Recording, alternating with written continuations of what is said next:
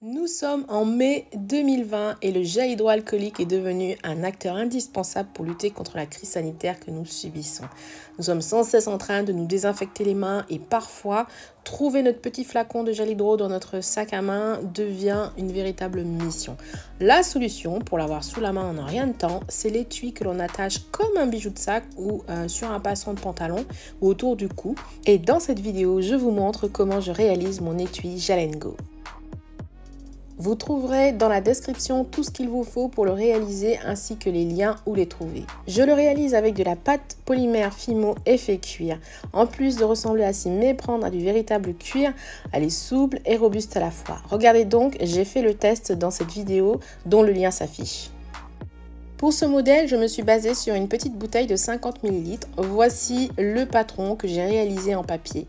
Si vous êtes pressé et que vous désirez faire exactement le même que le mien, vous trouverez le PDF sur ma boutique en ligne.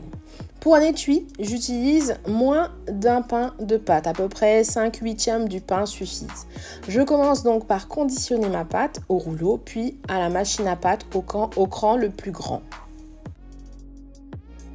Pour ceux qui disposent d'une machine à pâte, chaque machine a son réglage d'épaisseur différent. Alors ici, pour mettre d'accord tout le monde, je vais parler en millimètres. Je conditionne donc ma pâte pour qu'elle soit homogène dans ce qui la compose ainsi que pour sa texture.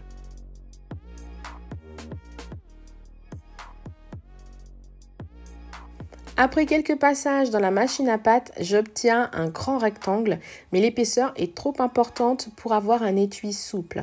Oui, car il faut savoir que plus la pâte est fine, plus on gagne en souplesse. Ici, j'ai plus de 2 mm. Je vais donc l'affiner en la repassant dans la machine à pâte en réduisant de quelques crans.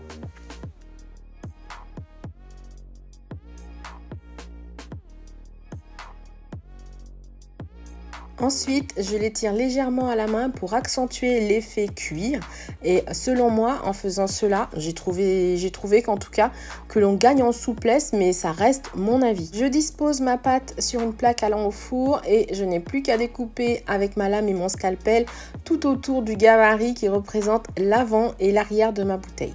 Pour le trou où passera le bouchon de la bouteille, j'utilise un emporte-pièce de 2,5 mm.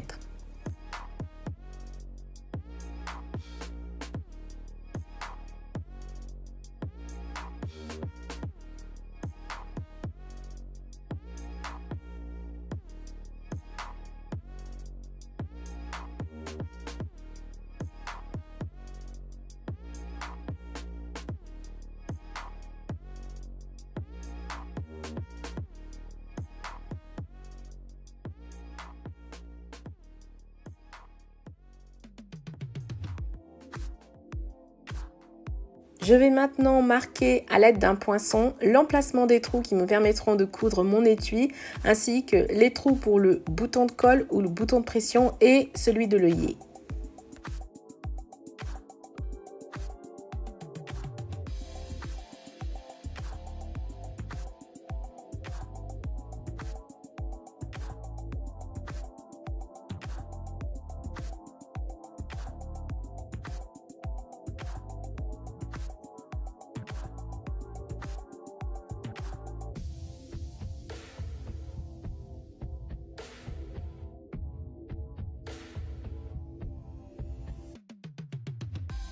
J'arrondis maintenant les côtés du rectangle qui sera le rabat de l'étui et j'agrandis les trous car avec la cuisson, ils auront tendance à se ressouder.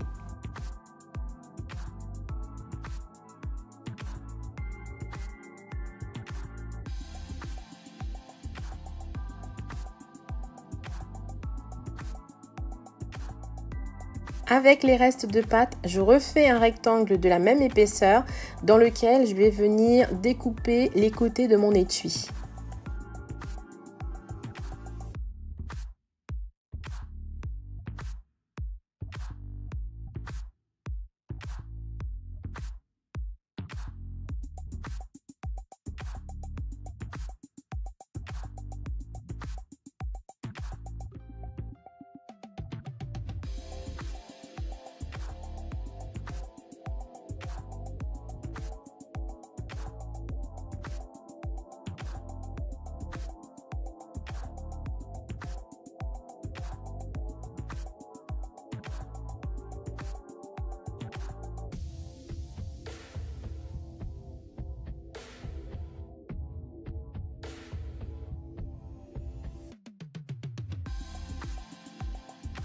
Une fois que j'ai réalisé les deux côtés, je vais maintenant préparer la pâte, toujours avec les restes de pâte, qui va me servir à confectionner le pompon. Cette fois-ci, il faudra une épaisseur encore plus fine. Donc j'y découpe un rectangle de 7 cm sur 5 et je passe tout en cuisson pendant 30 minutes à 130 degrés.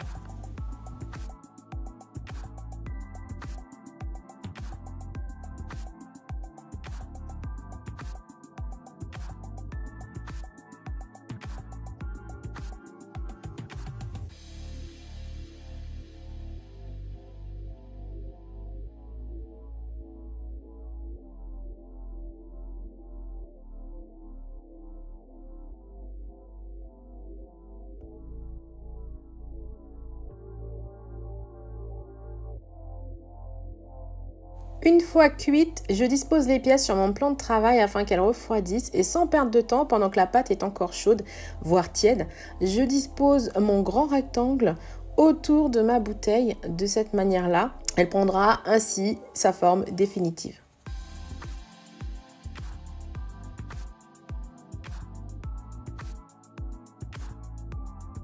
Comme je m'y attendais, les trous se sont un peu resserrés et avec un fourré de 1,5 mm, je vais venir agrandir pour que la couture soit plus aisée.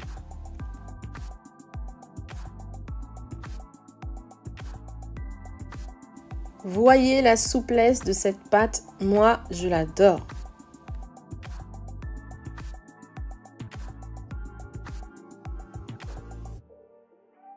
Pour réaliser la boucle pour accrocher le pompon, je découpe une bande de 0,5 mm dans ce rectangle, puis à 1,5 cm du bord, je fais un repère qui me permettra de savoir où m'arrêter dans la découpe de mes franges. Je précise que je fais ces repères sur la partie qui était en contact avec la plaque de cuisson. En gros, c'est la partie qui n'est pas forcément la plus belle.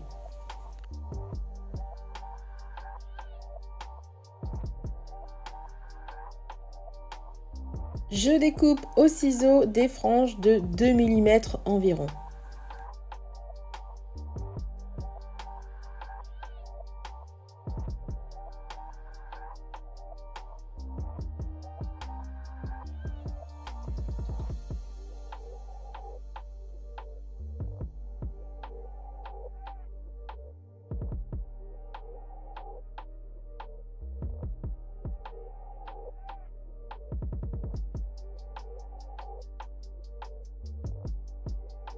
Pour assembler mon pompon, j'utilise de la colle cyanoacrylate qui est, je pense, la colle idéale pour ce matériau. Il suffit de l'appliquer puis d'appuyer fortement pendant une vingtaine de secondes et le tour est joué.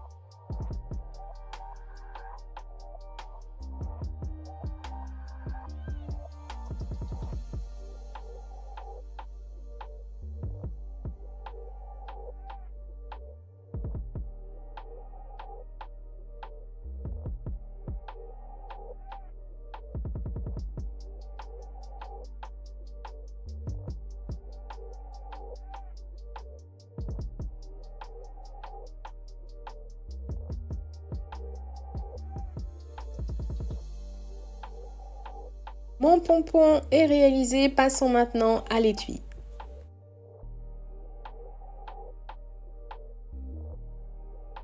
Comme vous pouvez le voir, le rectangle a gardé la forme de la bouteille en refroidissant. Il ne me reste plus qu'à choisir la couleur du fil et à coudre les côtés.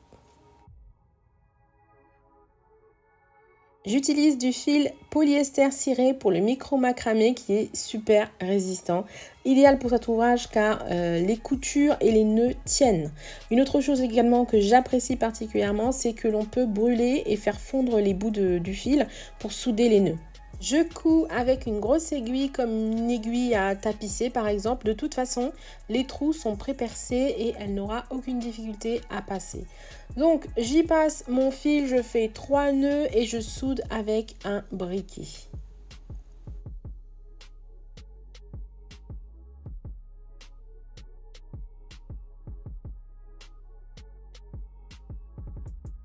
Voici comment je m'y prends pour coudre mes pièces, c'est super simple. Je commence par faire une boucle et après la deuxième boucle, je croise au prochain trou et ainsi de suite. Regardez, vous comprendrez mieux, c'est super simple.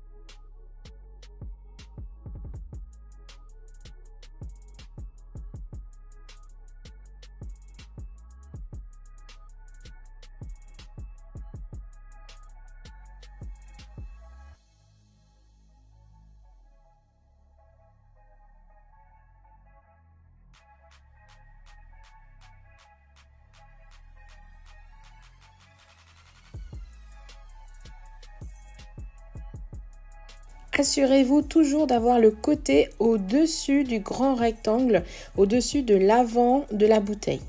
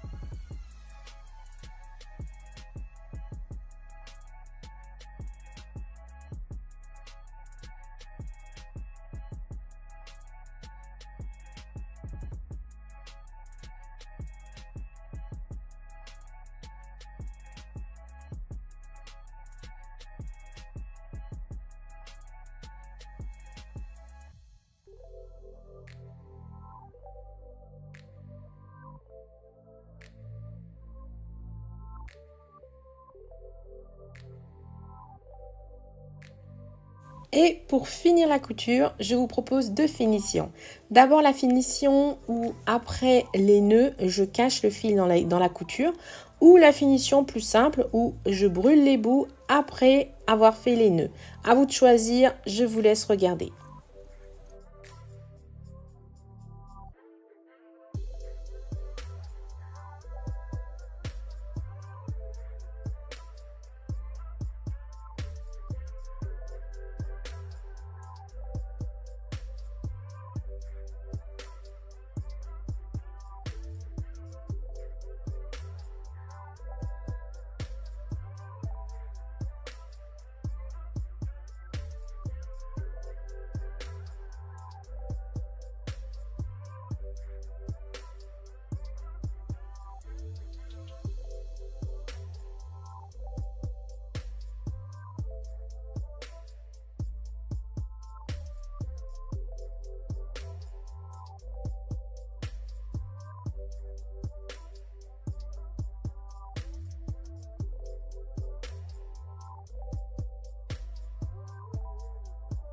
Je réalise les coutures sur les 3 autres côtés.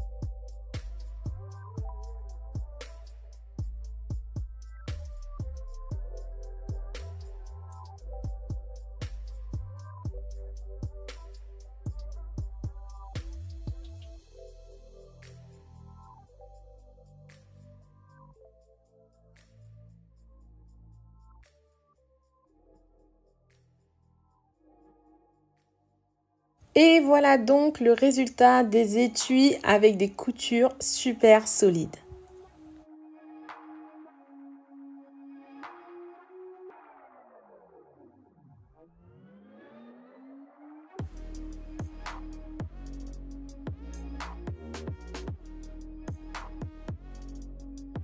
Afin de pouvoir accrocher solidement l'étui à votre sac à main par exemple, il va falloir poser un œillet. Donc moi, je fais donc un trou qui correspond à l'œillet que j'ai choisi. Il vous faudra donc un outil de découpe et de pose d'œillet, que ce soit un outil à frapper comme moi avec le poinçon perforateur ou une pince à poinçonner par exemple. Et pour la pose de l'œillet, une pince pose œillet ou un pose œillet à frapper. Je vous mets bien évidemment dans la barre, dans la description plutôt, tous les liens qui vous aideront si vous n'avez pas ces outils.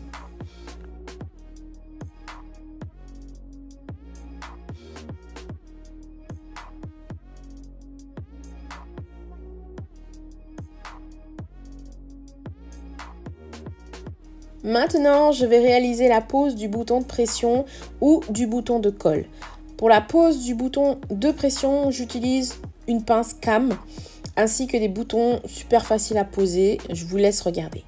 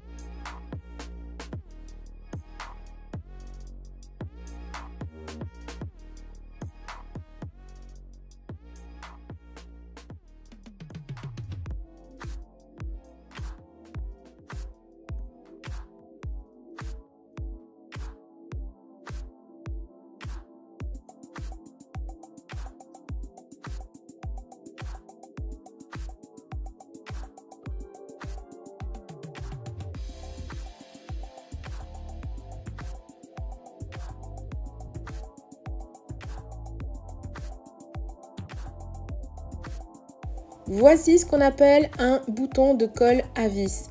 Pour le poser, c'est aussi simple que les boutons avec la pince cam, les boutons de pression. Il vous suffit de faire un trou qui correspond au diamètre de la petite vis. Pour trouver le bon emplacement du trou, je ferme le rabat et je mets un repère dans le trou. Il ne reste plus qu'à percer.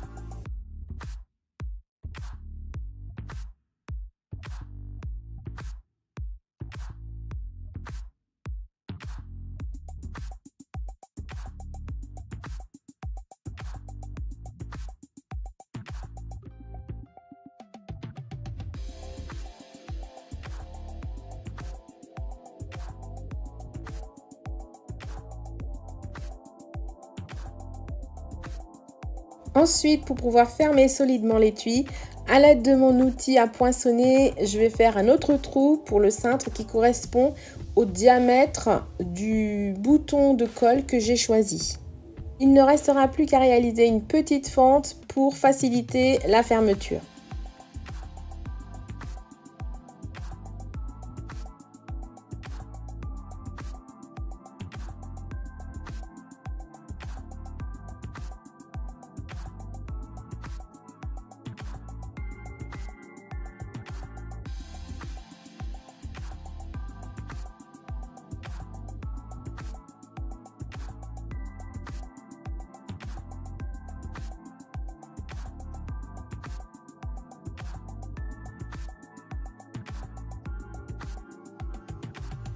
Prochaine étape, accrocher le mousqueton avec du ruban ou de la queue de rat et le pompon avec un anneau épais et solide. Et enfin, l'étui sera terminé.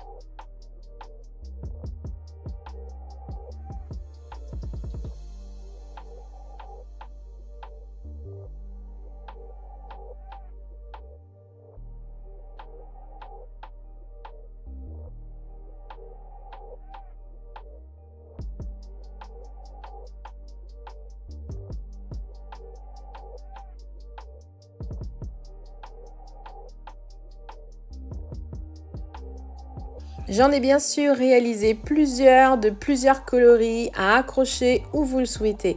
Il existe deux modèles. Il existe un modèle pour des bouteilles de 50 ml et un modèle pour des bouteilles de 70 ml. Vous les trouverez ainsi que le gabarit sur ma boutique en ligne www.la-coquette.fr. Le lien se trouve dans le petit i ou en description de cette vidéo.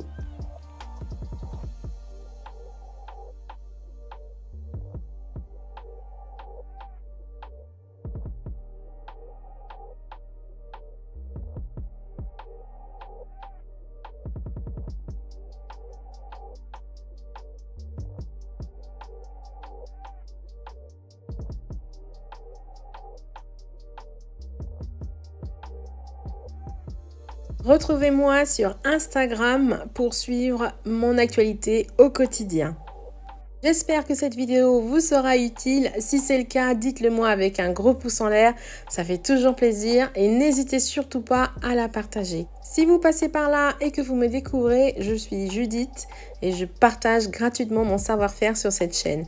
Alors abonnez-vous et ne manquez plus rien en activant la cloche. Vous désirez me remercier et me témoigner votre soutien, eh bien faites-le gratuitement sur Utip en visionnant des publicités. Le lien vous attend en description, je compte sur vous. Je vous remercie et j'ai une dernière chose à vous dire. Souriez, vous êtes coquette.